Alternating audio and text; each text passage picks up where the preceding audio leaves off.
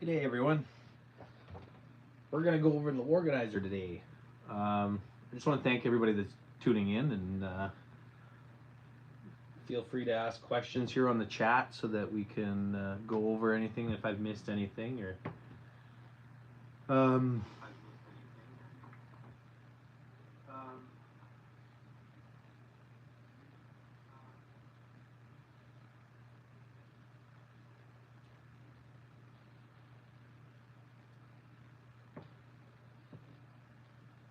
Okay. Just get my laptop set up here, and then I'll go over this carrier.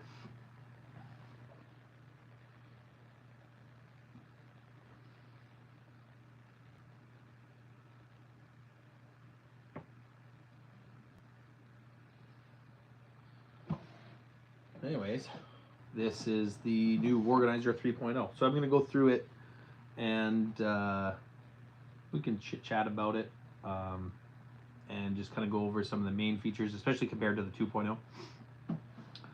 So starting with the War-Ganizer 3. So we've added a top latch so that the door can't come up anymore. It's not really an issue, but some people, I guess, maybe some slide a lot easier than others. Mine's not too bad, but it's a tendency, so I've added that.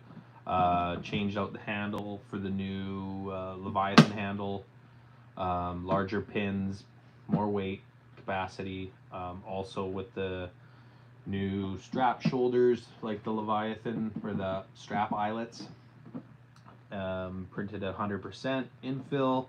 So they're nice and strong. Actually, the clips, when I tested on the Leviathan, the clips that I had connected to here were actually stretching with the weight before that. These things didn't have any issues. What else? So we got the side rails and the rear rails, which are new. They're the same as the Leviathan, same setup. So anything Leviathan that will connect on that single setup will work with this as well. So I know that one of the main questions was, how do the attachments work? Well, the attachments just slide on and off. So on the back of them they have the grooves and slots for the rails, and they just sit on like that. They're taper locked, so the harder you push down on them, the harder they'll lock in place. So you can push these quite hard down and they'll be harder to pop off. Anyways, this was just a tarot card one that I did. This one has the War-Ganizer cards in it, or sorry, the Warhammer 40k cards in it, but any tarot cards will fit as well if you have them in sleeves or whatever too. So that was that one. We got the dice tray, or I called it the dice caddy, but I don't know, maybe I'll change the name to dice can, I'm not sure. Anyways, same thing, just pops on. So you can do that with lots of different attachments. This one I have MCP character cards in. You can put, it also holds, this one was specifically for the, now yes, they're old, maybe they're outdated, but you can still fit the index cards in there. Oops. So these lids, they just slide on from the top, and they've got a little slot here to kind of keep them engaged, or keep them from moving. And what else we got? Oh, I have my MCP card attachment as well. This just is a standard card holder for sleeved cards for the, it's the dual system, so it's got the standard game cards, and then also the you can also put the upgrade cards from like Star Wars Legion and stuff like that. The smaller American mini cards will go in there. I think also if you're going like with Nemesis games like that, I think those ones fit there too. I think they're the same.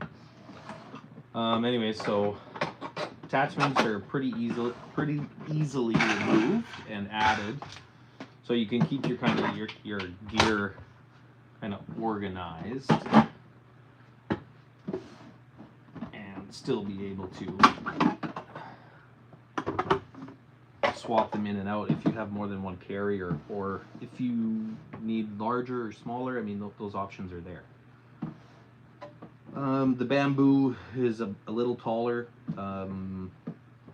We were kind of working on how to maximize the bamboo print bed, because I know that bamboo is getting very popular, and so this version will bring the bamboo height. Basically everything's the same other than it's taller.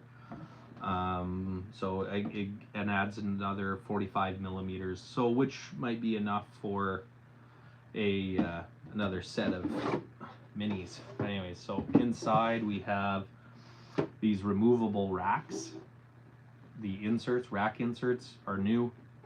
That's an added feature. So this allows you to remove it and put in different racks inserts, rack inserts. So this is the upside down. This is the drawer one, so the drawers will be able to slide down these grooves and stay inside. They won't come out, and then they tilt down. I haven't printed any. I will soon. I just wanted to figure out what kind of uses I wanted to have with it. If I want to make one for paints or whatnot, I haven't decided yet.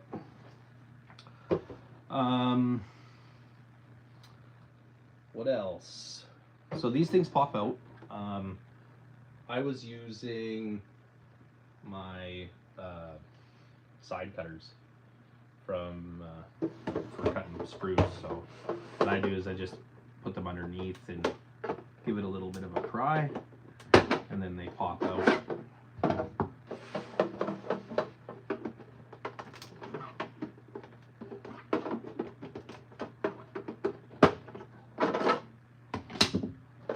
I'll probably make a little tool for that, just to make that a little easier, and that you don't need this. Or maybe make a slight modification to the rack itself, but anyway, so those would just swap out like so, and now you're gonna have, and you can't put them in the wrong way or upside down either. They're matched to their side. They're not mirrored. So as simple as that. These just swap out, and then just press them in. Oh, I never took the rails out, but I've shown you that too. So pressing that in and making,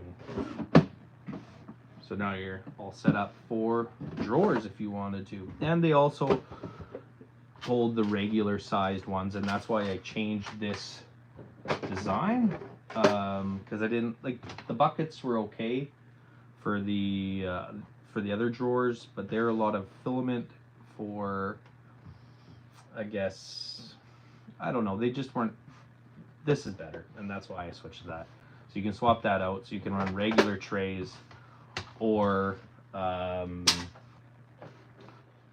drawers. Once I get a few of those printed, I'll show those as well. What else here? And of course, so this is a quilting tray. You can put that in there with the drawers and your minis. So if you wanted to, maybe take a drawer of tokens that you want to just hang out from the carrier, you can do that too. I'm going to make a few, obviously, multiple drawers and drawer options in the future. So those will come available eventually. What else do we got here?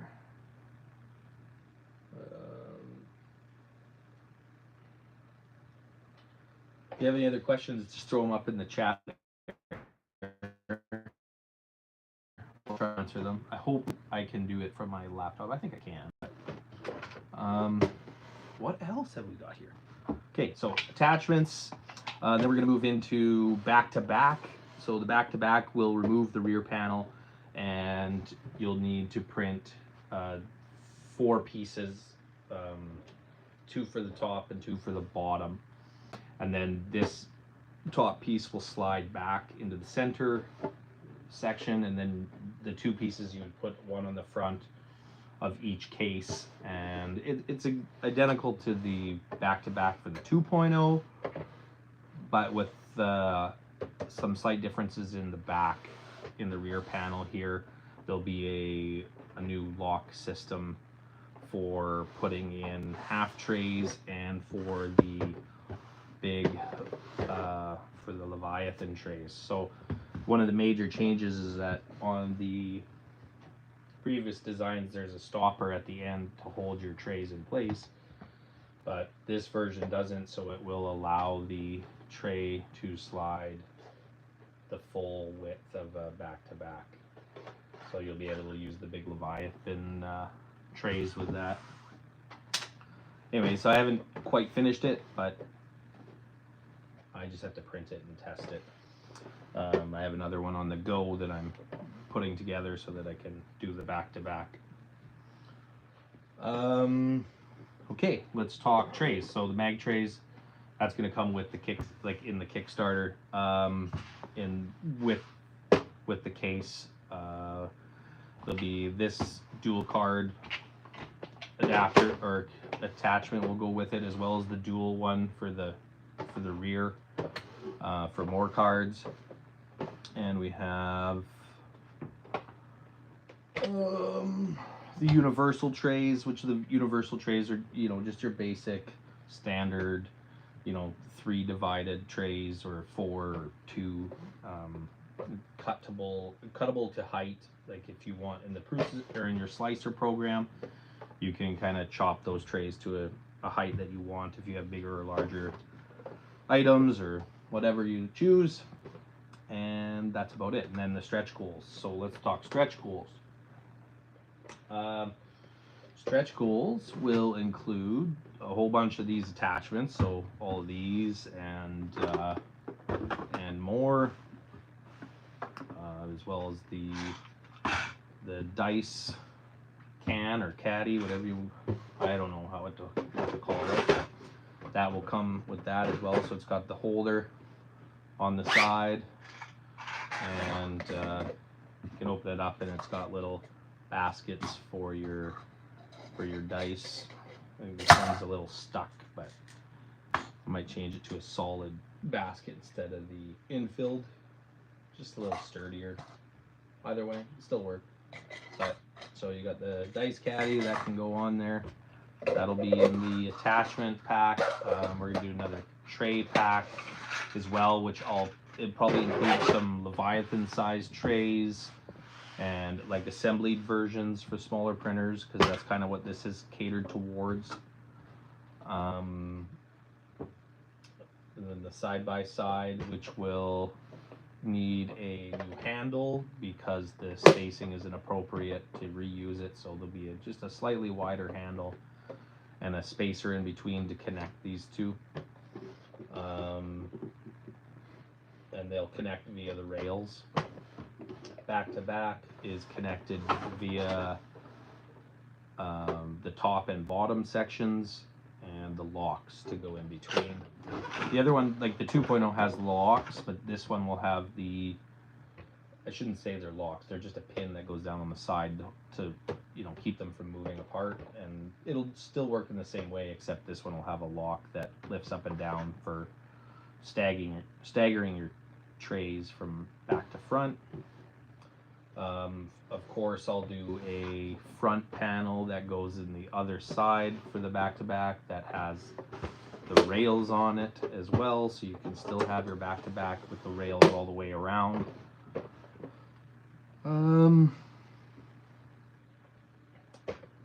Yeah, I mean, we're there. This thing, I used it last weekend for an Easter weekend to go play some MCP with my brother. It was great, like having the separate attachments. It just takes it to the next level, and opens up the doors for, you know, what else can the War-Ganizer do. I watch other things. I see other Kickstarters and stuff for games and or like carriers and stuff. And there's always one thing that's missing with them. And that's like, what do I do with all the extra stuff? Yeah, I can carry minis around. That's easy.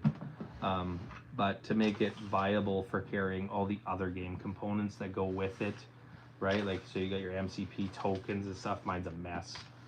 And you got slide trays. So I'm going to do some of these, just basic ones, probably just 25 mil, 32, maybe some 40. But I'll do a tray like that. That's in the stretch goal, so hopefully you hit that. I know that in the Patreon, I haven't decided. I think it might, it's probably going to start April. It'll be the months of April and May together, because I want to do a Warhammer / Games Workshop slide tray set that kind of incorporates all of the bases or whatever I can fit into the War-Ganizer system. So that's going to be through the Patreon, and it eventually will release on the website, but that's later. Don't know when. I guess kind of like it'll just come down the road to be available to everybody else through the store. But at first it'll hit the Patreon, and we'll build it and design that kind of tray pack together through the Patreon, so that guys have input as to what they need for combinations of base sizes and stuff to go on the slide trays. So I'm going to show you this slide tray, because this one just came off the printer. This one's for Warhammer sized bases. I have some other stuff. I know they all fit. There's some stuff that maybe is a little old that doesn't quite fit.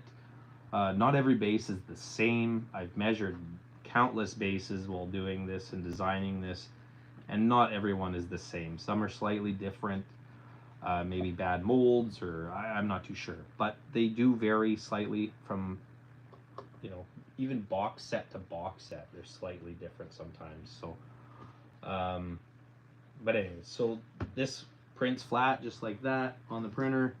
Comes out. It has the doors on the front, included with some of the tray. I know this was through the Patreon. I think I added this to some of the tray packs, but this was just a little tool to snap these free after printing. So you just bring it down and then bring it back up, and now you have the door on the front so that the minis can't fall out, and they just slide in like so. And this is a 32 and a 25 sized, so we got those guys in there, and now I can flip that door open, and these guys can't fall out, and we're transportable. Yes, people have talked about with the slide trays that they would scratch the bases. These are designed, I guess there's a possibility that they could take the paint off of the very side of the base, but it doesn't sit high enough to affect like any of your basing or stuff, as long as it is above the base of the miniature. But anyway, so that's that. Like I said, that bamboo is going to give you that little bit of extra space, but even with all my MCP guys here, I think I could get a tray of Space Marines on top. So I'm going to leave it at that. That kind of just shows you guys as for how this system kind of works and where it's going to go from here.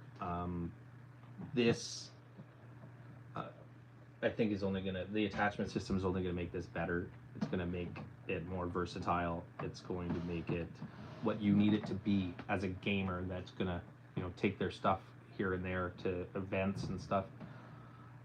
And that's what we need, and it wasn't being offered. Yeah, okay, I can put all my stuff in little tool, like fish tackle boxes or whatever, but I mean, we got the technology now to make this kind of stuff, so why not? Uses about a kilogram of plastic for the main box. It's slightly over, but if you really wanted to and you only had one spool, you could do it if you cut a few pieces out of there. Like the rails on the side don't have to be, you could print just flat panels here instead of having the rails if you don't care to have the attachments. I have another one here, still in the process of building it. Just so I can show you the rails. So these rails just pop out like so, and in reverse. So they push up into a slot like so, and then they push in, and they've got a little pin at the bottom just to friction fit them, keep them from moving, and then the rack inserts will hold them in. They can't come out. We got, yeah, this is just a more of the smooth version. Turned out well.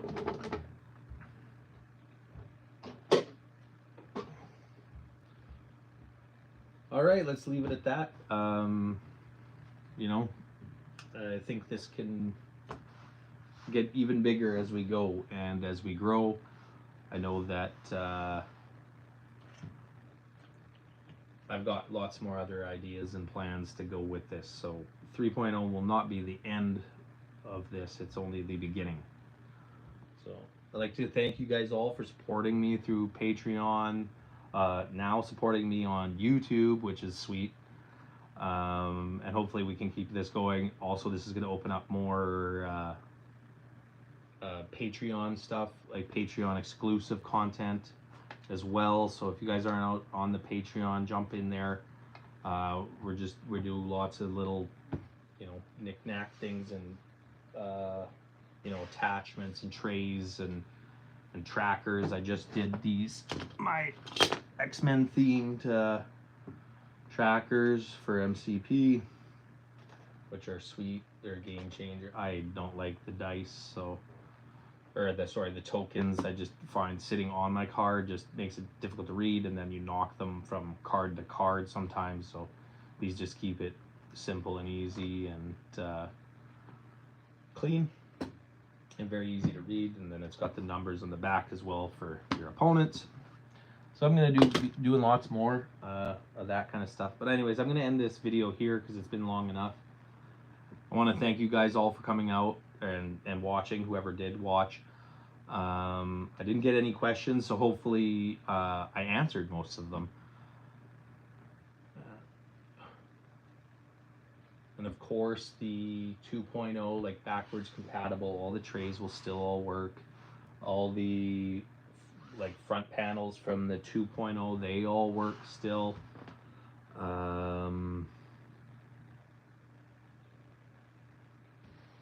Yeah, let's end it there. Anyways, thank you guys for supporting me on the Kickstarter. Thanks for supporting me on everything I do. Can't do it without you guys. Don't want to do it without you guys. So let's keep this thing going, and let's get that Kickstarter funded. Or I mean, sorry, not funded. Let's get some of those stretch goals funded. There's some really cool ones there that I'd love to see pop up during the Kickstarter. I mean, eventually they'll come, but let's go get those Kickstarter stretch goals, and let's keep building this thing, because I don't know about you, but I love the War-Ganizer system, and I won't go back to anything else. It's just superior in so many ways. 3D printing makes it viable for doing things like custom work and you know, making carriers the way that you want them, making carrier for all your stuff that's, you know, themed towards your stuff is a possibility with this. So 3D printing is just changing the game with this kind of manufacturing.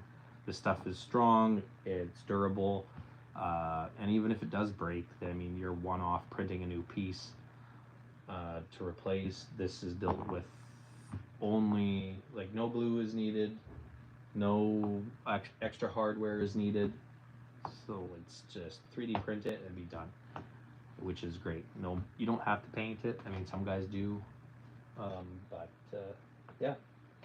and especially now with the slicer programs, with the ability to add your own fonts, SVGs and stuff to make it easier for doing your own custom logos and fonts and stuff.